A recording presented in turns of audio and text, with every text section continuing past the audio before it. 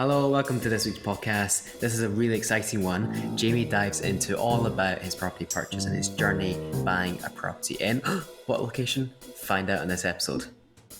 Hello, Jamie. You've got some fantastic news to tell the podcast. This is a little sidestep to what we've been talking about recently.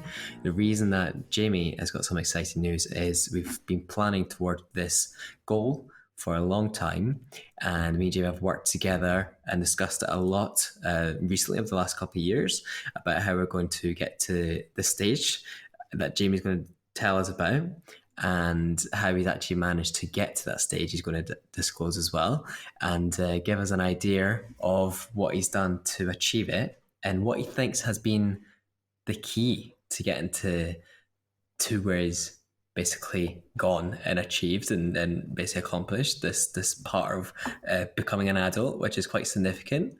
So, Jamie, why don't you tell the audience what it is that I'm trying to hint at?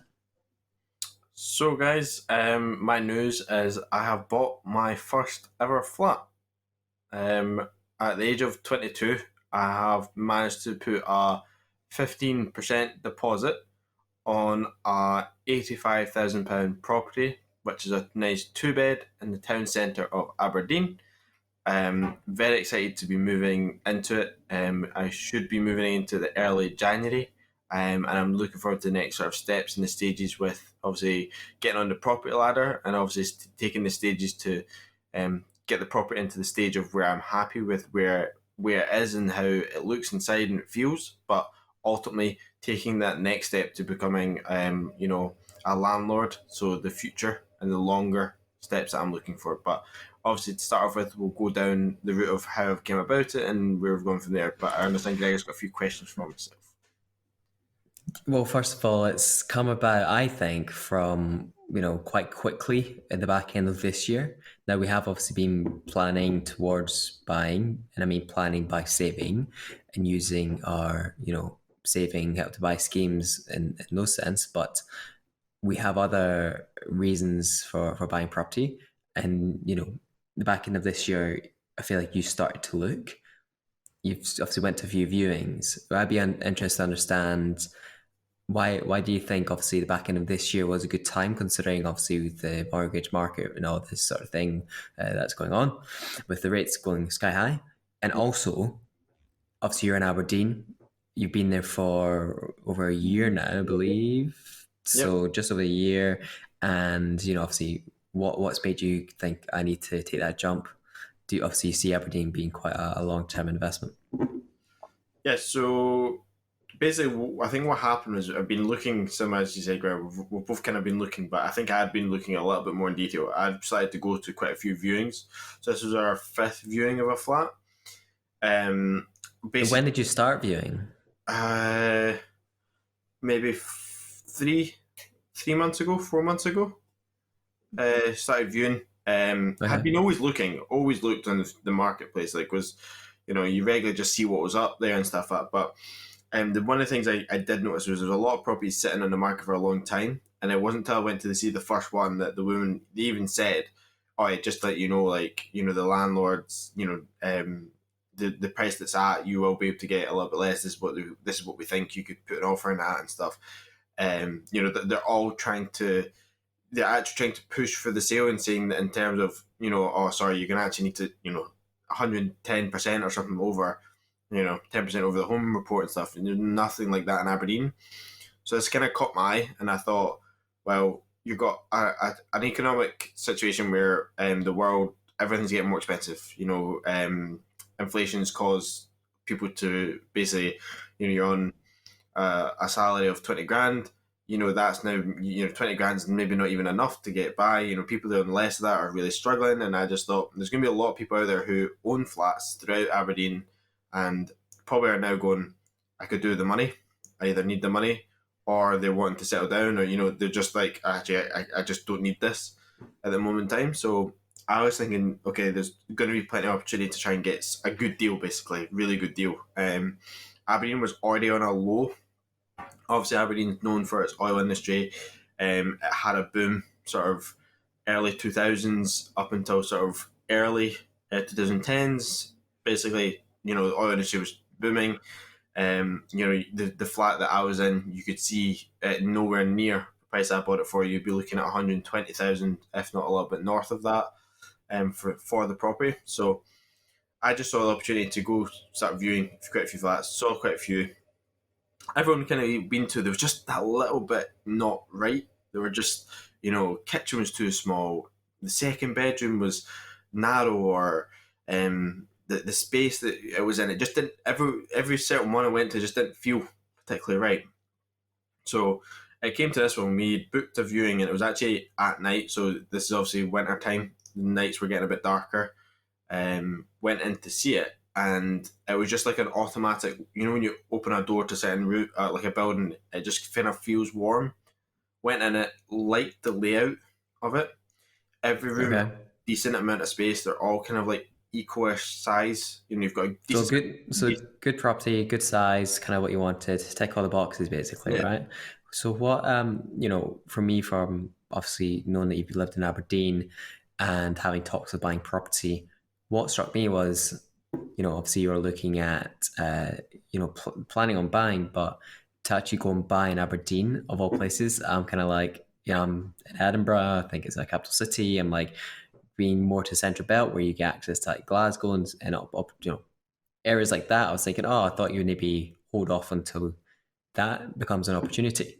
But obviously now with buying a property in Aberdeen, it's obviously buying a property under home report values is good, and you can obviously gain a bit of value there. But maybe they just are overpriced at the moment. But time will tell. But at the same time, it's good to get that foot on the ladder. But it's interesting you've just gone with Aberdeen and taken the leap there. yeah. And I'm interested to see, did you Why? consider other locations?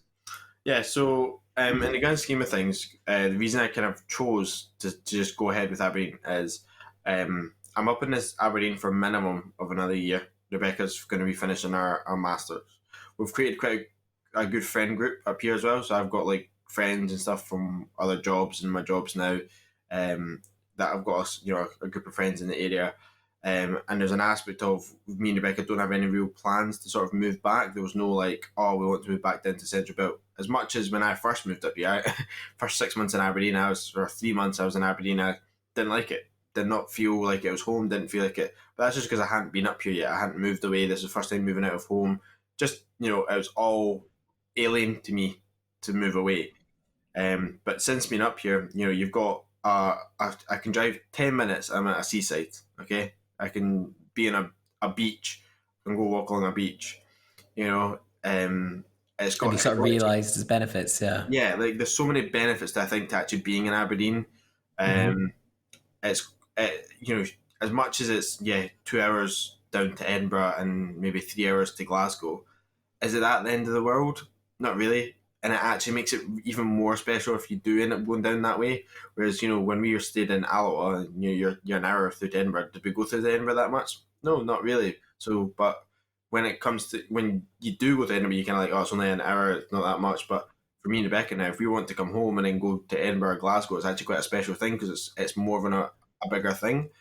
Um, but one of the key things as well, I chose to go ahead and start the purchase in Aberdeen was purely down to price. If I waited, say until I wanted to move back down, so say it was 3-4 years from now, I moved back down to Alloa, Stirling area, or even into Glasgow, Edinburgh, I would have had to buy a property that would be probably really in the 150s mark to get what I've got in Aberdeen. I'd probably be in the 150s mark for what I would want in Edinburgh or Glasgow, and to be as close to the town centre. And I just thought, do I really want to wait 4 years to save, just basically save? That's what I would be doing. I'd just continuously put £200 away into the Help to Buy ISA, and then 4 years down the line have not an asset behind myself. Because my thought process is, you're lucky enough with Aberdeen having two unis. You've got one end of town, you've got University of Aberdeen, and the other one you've got RGU. So my thought process is, no matter what goes on with this property, I'm going to have either an opportunity to rent it out to the general public, or you're going to have a student accommodation, and town centre, which is really close, and it's a 5 minute walk, and you're on a street where you can get a bus either to either end of town. So my key thing was location. It's dead centre of town. Pricing is it the best it probably can be in Aberdeen. You're not going to get it much cheaper, I don't think. In the grand scheme of things, properties always normally do quite well in the long term. Obviously, Aberdeen's kind of the opposite of that now because it's had a downturn, but that downturn has plateaued, as I've spoke to from many agents. But yeah, so the main reason, guys, is purely down to I don't want to wait 4 years to get on a property ladder and not start paying down my own mortgage instead of paying down someone else's. Yeah, no, that makes sense. And obviously, there's a strong rental market, like we were saying with probably students, and like you're renting right now, there's demand there. So, if you do, ideally you keep your property afterwards if you move on at all, and you can rent out and have that as income going to building another property portfolio. So, all very interesting, very good. Now, the journey to getting to the position to buy, obviously you've jumped between jobs a few times, and that's important for being secure to a lender and also saving monthly. You mentioned £200 a month. Tell me a bit about that process and how you've kind of dealt with that. Okay, so we'll start off with obviously the funding of the deposit. So me and Gary have both got a Help to Buy ISA. We've used over the last, I think we've had it, 3 years now? 4 years? Probably 4 years As now. well. No. And basically, the Help to Buy ISA is a government-run scheme where you're able to put £200 a month into it, and that £200 a month, you get 25% on when you decide to purchase your first property from the government. So it's currently going to be after the tail end of this month, it'll be sitting at just under 9 grand, and I'll get 25% from the government to help go towards my deposit. This was basically a great help. This meant that I could go down the route of obviously getting a mortgage and stuff, and it was put me in a good position. The other thing that helped me put me in a good position is I have a credit card that I use. I've had it for probably 3 years now, maybe a little bit more than that. But I've consistently used it for general day-to-day bills and paid it off instantly. So I've built up a good credit rating with that. I do understand there's other things you can do, Gregor, with that side of things to help with your credit rating, such as put your rent through it, but I didn't end up going down that route to help with it. But so that's my two things. Sort of, it's put me in a good position to get going. Obviously, as you say, Gregor, new job. I had moved recently, so I've only been in my current role for this will be going into my 5th month. But obviously, as time of application, only 4 months. So they did ask. They were like, "How long are you job? When's your probation?" And I did think, I was like, okay, I'm going ahead with all of this, and what happens if I lose my job, or what happens, security of everything, because what ifs, there's a lot of what ifs in it. But when I spoke to the finance and the mortgage expert who I spoke to, he basically let me know that, Jamie, to be honest, most of them, it's when you're in the 3 month, you're lucky enough you just passed it, and you have previous work. You've not gone from nothing to work. You've continuously had work, so you've constantly had this income coming in to show that you've got money sitting there. So that was beneficial. So if he said to me, if you hadn't had a job before, there's a good chance it would have maybe been declined just on the basis of that you weren't working before. But the fact that you've just constantly worked, even throughout uni, it was definitely like beneficial that was the way I'd gone about it. So but yeah, it was basically having a good deposit money. So using the Help to Buy ISA has helped. I'm having to obviously use a little bit of savings because obviously 9 grand, 25% doesn't cover the full, basically 12, just under 13 grand that is needed. So I'm using a little bit of savings to help with that. It's not the most ideal situation. I was hoping to only put 10% down, but what happened is I had a kickback. Obviously, with everything going on with the financials in the world, people obviously trying to get remortgaged at the moment and stuff. I saw a lot of options disappear quite quickly for me. We had an option basically on the Friday. There was a Friday I phoned up, had this option, and it worked out. It was going to be about 0.5% better off for me, and it was going to be only 10% down. And I was like, brilliant, this sounds great. I was going to save around about £30 a month, so quite not tons of money, but enough to over time to add up. And I was like, okay, let's go for that. came around to Monday when we tried to go ahead with everything, it had already been pulled off the system. So I was a bit like, when he phoned me about that, I was a bit like, oh no, like, what's this? So I ended up getting sent 3 options. So in my email, I got sent 3 different options. One was with staying with the company that we'd already gone with. The other one was a different one below, which was Nationwide, and the other one, I think it was Barclays. There was the 3 sort of ones we had, and the top one was Platform, was the other company we had. Really good sort of rates and stuff. The rates were not too bad and stuff. But what was the key thing was, like, I was not going for a fixed. Fixed rates were like an extra couple percent or higher, and I was like, well, is it really worth that?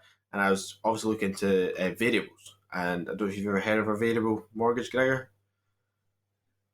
Yes. So they just track there's 2 different types, isn't there? They track either the base rate of that the Bank of England sets, or it's the base rate from the bank.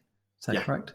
Exactly. So what I'm doing is I'm getting one that's following the bank. So I'm getting one that's a little bit safer. So you've got 2 different variables. You've got one that doesn't really follow the bank, but say the bank was to increase it 0.5%, they could go, okay, they've increased it 0.5%, we're going to increase it 0.7%. Okay? So instead of just following the bank's rate, you're going to have this really variable, not knowing what's going to happen month to month. Whereas if you follow one that follows the bank's rate, if it goes up 0.5%, it goes up 0.5%. Okay. Wait, so you're following the Bank of England? Yeah, so I'm following the Bank of England. Gotcha, okay. Gotcha. It's a little bit safer sort of rate, and as I got a lot of advice from family and friends, lucky enough to have obviously an uncle who is well known within sort of property industry, so spoke to him a bit, and he actually gave me a bit of advice of being like, yeah, that probably is the best one, but obviously it was all my own decision. It's all sort of, he was like, Jamie, end of the day, like, it's you're the one that's going to be paying this, you have to be able to afford this. So obviously I was doing calculation myself, what can I afford and where can I go, and if the worst circumstance happened and it was to increase like 3%, could I still afford it? You know, would I be able to get by and stuff? So there's a lot of little things to sort of figure out, and but I was just still happy that the fact that I got this property at the price I wanted. But I think we should talk a little bit about how the price came about, Gary, because I actually think the way I got the deal was interesting. That's interesting, exactly, because from my understanding, you've had a reduction of the value of the property based off the market, but then you want to negotiate further, which is obviously within your right to do that. So how did that play out? Yeah, so the home report for this property, so it's a 2-bed property in Aberdeen, it's a £105,000 property, okay? And what happened was, phoned up, basically tried to put a cheeky offer in. They were asking offers over 100. Obviously, in Aberdeen, everyone kind of knows properties were not going for asking price. They were all going under. So no matter what, it was never going to go for the 100 at the moment. So you put an offer in at 85. Okay, so I put an offer in 85 first. When I put this offer in, it got declined straight away. And what happened was, basically it went back and forward. On the first day when I put this offer in, I went back and forward very quickly to just end up at their price of 90,000. So what happened was an agreement on that day when I says, yep, let's put an offer in 85. Okay, let's go 87.5. Okay, let's go 89 and then 90. Okay, cool. And then we agreed. Okay, that all went forward and stuff. And then I got a phone call from our uncle, who's basically helped me out, sort of negotiate the deal and stuff, make sure everything was correct. And what happened was, he was like, no, we're not accepting this. And I was like, what do you mean? He goes, well, if they're willing to come down to 90, they're obviously willing to do a little bit more. So we went back with him and says, my mortgage basically was only valid up to 85. Okay. So valued, I could only get a mortgage up to 85. Went to them. This mortgage then, what happened was, it came back to me. They came back and went, okay, we need to have a think about this. And basically, like, 2 days later, I got a phone call going, hi, yes, Jamie, they've accepted. So by me going back to them and actually just saying to them, actually, I can't afford to go all the way to 90, they accepted 85 purely in the fact that they know that my mortgage is accepted at that. Yeah. You know, and it's interesting. It's so interesting tactics, because I guess it tells you 2 things. Is like giving them details that you've got things in place to actually buy as a serious buyer. as a mortgage in place, but then also the market in Aberdeen, people are willing to, maybe they're looking to sell up, Yeah. and that's a significant amount below what it's valued at. So Twenty people are thousand pound willing to do number. that, I think the which is key thing as crazy. well is you have to. So when you look at the home report and you look at the details of who lived in it before, okay, the person that lived in it before lived in this flat for 52 years. Okay, so I look at that Before and you go buying it. before I'm buying it. Okay, so this person is well looked after. This flat, it's been well kept. It's there's no issues. There's nothing like we went around the flat, and just really liked it because it's just everything was tidy, everyone was clean, everyone wasn't you can tell everyone was working. Okay, so I think that stuff, things like that, take in consideration. Is it someone that's 52? It was maybe their townhouse. It was one they had for in the centre of Aberdeen. They maybe don't need it now. They're maybe retired or need the money for sadly a nursing home or something like that. And they just needed the money. So there's also an aspect of timing. I don't think you'd have that happen very often, if ever again. Someone um, taking an extra 5 grand off the offer and actually accepting it. So quite happy with the way everything went. And yeah, so that's where we're at. Nice. Does that mean that obviously you're saving a bit on your monthlies as well as a result of that monthly payments? Okay, so in comparison to the current flat I'm in, it's probably a little bit more expensive. So in terms of mortgage pricing and if you were to compare it to rent price, I'm saving money. So I pay 440 for the flat, and my mortgage is going to be just under 400. So there's about 50 quid, just 40, 50 quid of a difference in sort of pricing. However, with obviously getting your own flat comes with maintenance costs and other costs that you want to make sure you're covered on. So I've taken out quite a few insurances for myself to just make sure I'm covered. I also understand the younger you take these insurances, the better it is because they're cheaper. And what you'll find is it's cheaper long term as well because you've bought it at a young age. You find it will be fixed for a long period of time, and it won't change unless something drastically helps declines in your health. So, say a health issue arises later on down the life, that's the only time something might change. Most of the time, this what I've got now will stay. So with my insurances, I'm currently about 60 quid. So I'm 60 quid a month just in insurances for the flat. But this covers me with like life insurance, breakdowns, like it covers me pretty much everything there. So even contents in the flat, something breaks, my TV breaks, and I need to claim, I can claim back on that. Say there was an incident, we fell, I don't know, a drink got spilt on it or something, and I needed to claim.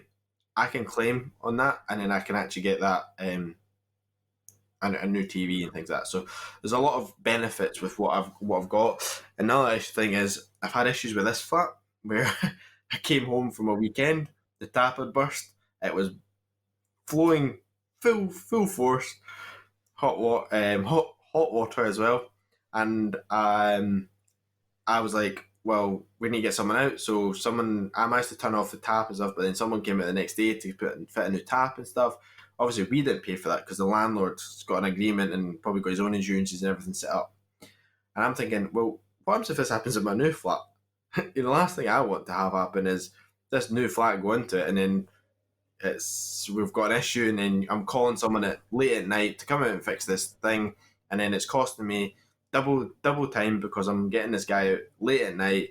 I also got the parts, labour, and everything like that. So my thought process was make sure I'm covered on all that sort of ground. So then, if something was to happen to the flat, I can phone a company, I can phone someone, and I know it's covered. I don't need to pay anything. I obviously need to pay like the excess or like the small amounts. So say it was only cost less than £100, I need to pay that.